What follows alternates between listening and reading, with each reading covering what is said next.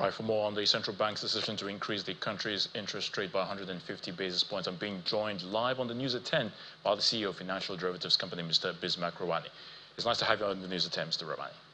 Thank you for having me. All right, so of course, 2 months ago, we were here talking about the last increase, 24.75, I believe, but now it's 26.25, 150 basis points. Now, like I said, we all thought we've gotten to the end of the tightening cycle, but it appears the situation is still very much the same. Nothing changing or nothing drastic has happened.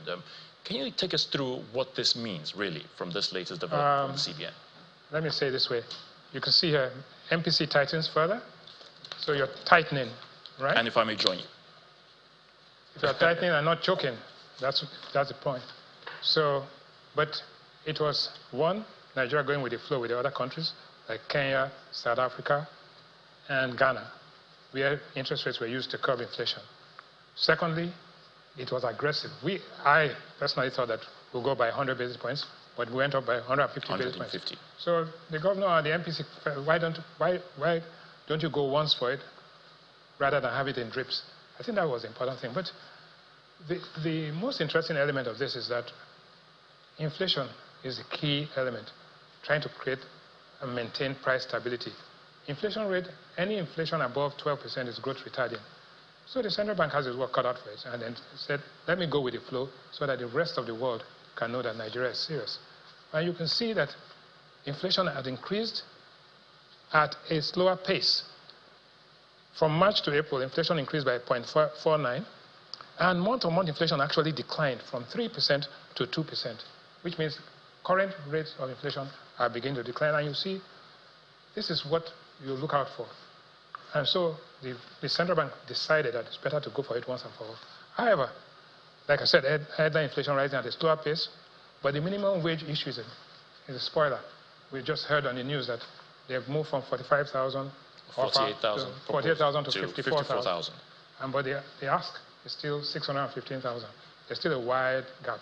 But we'll come back to that in the future slides here. So what we see is that taming inflation has become the primary goal. But what has happened cumulatively in the past 6 months, we've increased interest rate by 7.5%, whilst inflation has actually increased by only 6.97%. So it means that we are making some success. Therefore, is there any justification in being this aggressive? I think what has happened is that Governor Cardoso's team has taken the anticipatory rule. In other words, I'm not going to wait for the minimum wage to be a spoiler. I'm going to anticipate and position the economy so that no matter the outcome of the minimum wage, inflation is not going to go out of hand, because that's a major issue. Now, we need to look at what happens, how does this affect the economy, and how does it affect the common man. And that you'll find out in these interesting slides that are coming up at this point. Now, the effect of high interest rates on, first and foremost, the higher interest rate makes the naira, adds value to the naira, makes the naira appreciate, right? So the question that people are asking is, which comes first? Is it the inflation that causes an exchange rate to be weak, or is it the exchange rate that makes inflation to be high? So it's a catch-22 situation. You can see that here, the inflation has increased to 33.69%, while the exchange rate depreciated by 28% to 1,475 this afternoon. Don't forget, it had got all the way to 1,100. And you see the impact. So, which comes first? We believe, the central bank believes that if you curb inflation, the exchange rate will take care of itself. Some people say that if you actually make the naira appreciate the naira, then inflation will sort it out. But there are other factors that lead to inflation. One of it being money supply growth. You will notice that money supply growth actually fell from over 75% to about 69%, which means that you are making some progress. But money supply growth is a function of fiscal spending. As long as fiscal spending is a bit loose, then it will have a feed-on effect on inflation. Secondly, and you can see here, the money supply growth has actually come down from 79% to 69%. And once it started coming down, you see that its exchange rate started converging. The exchange rate in September last year was, the difference between the parallel and official market was as wide as almost 7 or 8%. Now it's down to about 0. or 1%, the parallel and FM rate. So this is good. That's why I say, are the policies working? Yes and no. In some places, you are seeing the effect of it. And we are still seeing some loose spending, which is having an effect. Now, this is the food inflation. Food inflation elevated at 33.7. No, food inflation at 40.3, while headline inflation is at 33.7. But this is what is happening, that the difference, as you go along, you find that the inflation rate is beginning to decline. And you see it in the prices of the goods that we're going to look at in a minute, how it affects the ordinary man as time goes on. You see it in 1 second.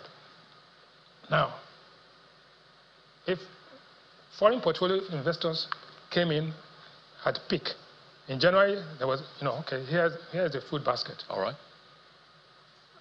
A bag of rice was 95,000 naira in April. It's now down to 75,000. That is 21% fall. That's a significant fall. That was the biggest fall in prices. Palm oil, right? Palm oil came down by 9% from 5,500 to 5,000 this month. Noodles came down from 7,800 to 7,500. Eggs are down from 4,500 to 4,000. And sugar is down from 85,000 to 80,000 naira a bag. And beans dramatically fell by 5% from 100,000 to 95,000. But that's not all. Some prices actually increased. And so when you take the balance, here the prices are increased. Gari has gone from 30,000 to 50,000 naira, up 66%, right? Tomatoes, 171%, right? 35,000 to 95,000. You can't get. A loaf of bread stayed flat, and yam went from 7,500 to 10,500 because that's planting season. Wheat down by stayed flat at 1,600. So that's how it affects the ordinary man going to the market. So you have some prices coming down, but some have gone up.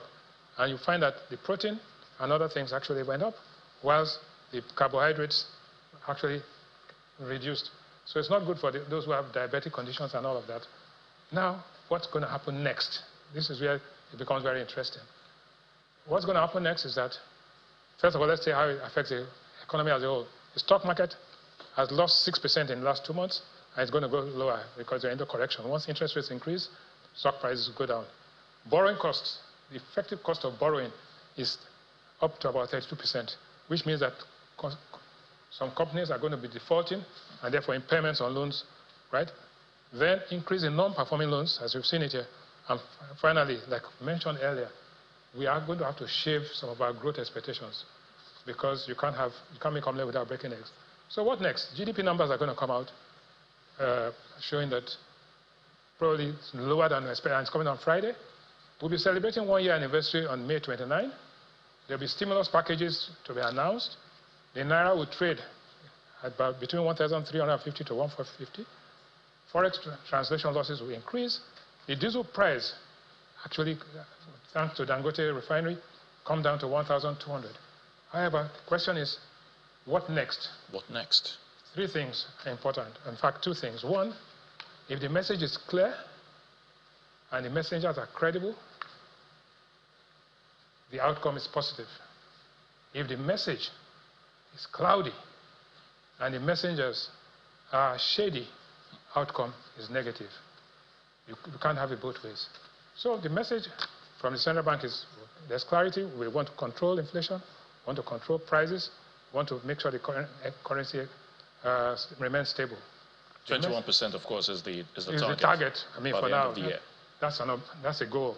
Now, but if the general government and the administration has to have a clarity of message, you have to have credible messengers. Therefore, no shady shenanigans, right? If you can do that, you are likely to have positive economic outcomes. So, generally speaking, foreign portfolio investors are watching very clearly. Foreign direct investors are watching clearly.